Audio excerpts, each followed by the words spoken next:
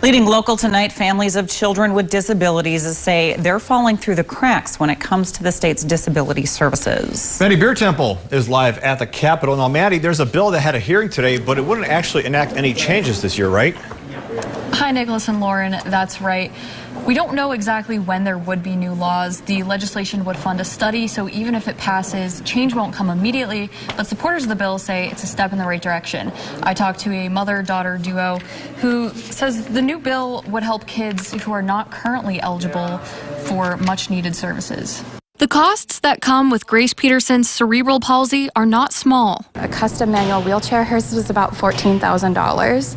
It was about $5,000 to put a ramp on our deck, and it runs about $25,000 just to adapt a vehicle. The 10-year-old's mom, Samantha, says because her daughter doesn't have an intellectual disability, she's not eligible for the state's developmental disability services that would make managing her CP easier. Some of those services are access to Medicaid, respite, home renovations, and vehicle modifications. But a bill aims to address that by studying the state's current services and figuring out what's needed. What we hope to come out of the study is that ability to not let anybody fall through the cracks. Roxanne Romanek has experience advocating for families with Down syndrome, but says kids like Grace should be covered in the current services too. In my work, I have seen people who end up falling through the cracks with the current programs that exist.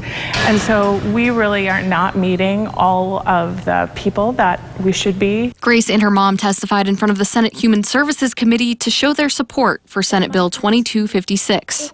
I think it will help me so that I can get my van, like my car, like for me,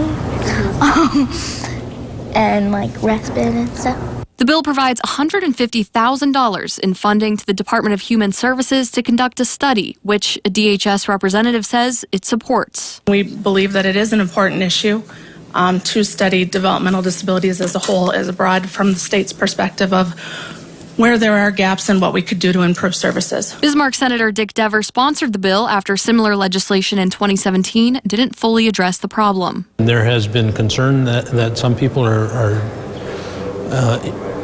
eliminated from services that it seems to me should be available to them. The committee did not yet vote on the bill, but Grace says she'd like to see it pass. I'm just here for me and all my friends, and please vote to pass. According to the CDC, about 7% of children have been diagnosed with a developmental disability. Nicholas and Lauren, back to you. A lot of people will be watching that for sure. Maddie Beer Temple, thank you very much. And now to our COVID-19.